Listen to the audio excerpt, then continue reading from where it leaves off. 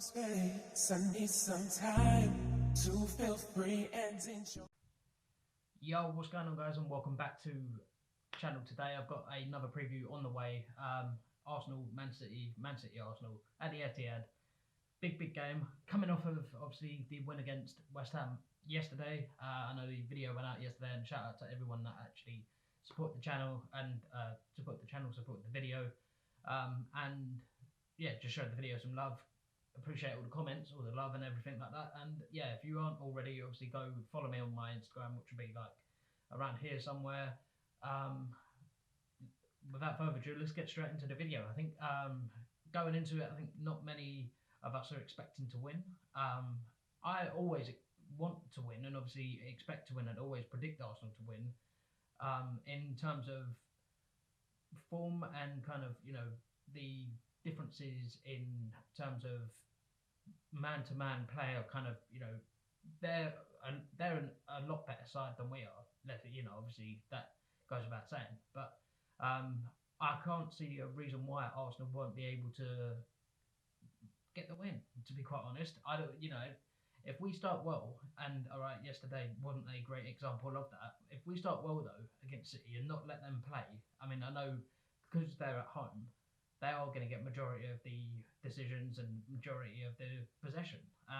But there were a hell of a lot of positives yesterday from the game. I mean, there's a few negatives here and there, but that's expected in terms of like where Arsenal are as a club and where Arsenal are kind of right now at this point of the season. So I'm optimistic in terms of maybe getting a draw in terms, and like I said in the preview of the West Ham game, if Arsenal from that game and including the City game, if Arsenal could get 4 points, that would be absolutely outstanding. I know you're probably thinking, oh, you know, you should be targeting 6 points, but at this point of the season, if we could not get beat against City and still maintain our momentum in terms of the top four push, yes, the top four is still on. It's still mathematically well and truly possible, and I think Arsenal will get it. I think because we're playing probably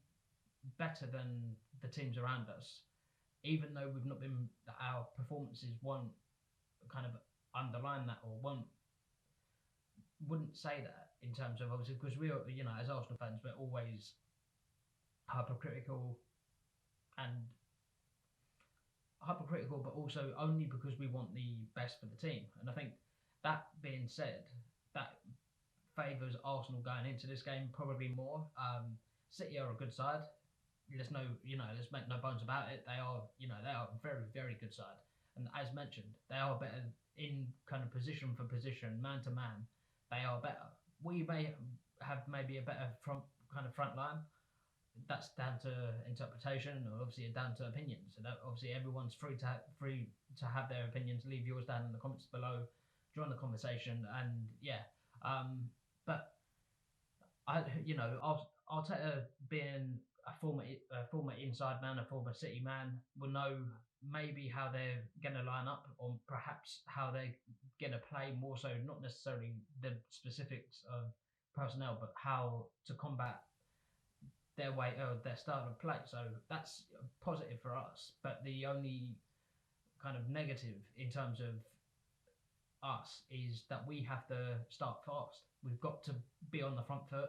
We've got to start quick, and we can't let them play. We've got to get at them and produce an unlike Arsenal performance, I guess, an unlike Arsenal performance in terms of bullying City players. They don't like it as much as Arsenal don't like it when they get it up them. Yes, I did just say that. Arsenal have got to start not giving the opponents too much respect, because it's a pattern that's emerged over the last, like I said in the videos previously. It's a really, really bad trait to have in terms of obviously wanting to push for the top four, and you're giving probably not even better opponents.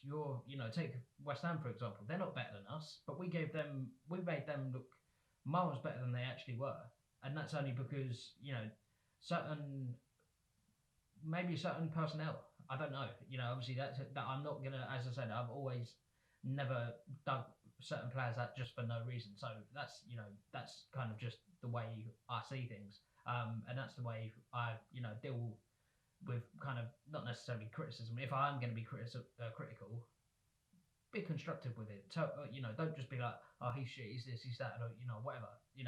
It's it's all about building the players' confidence and sticking by the team and being a fan, not just being a supporter. There's a big three different types of fans: a follower, a supporter, and a fan.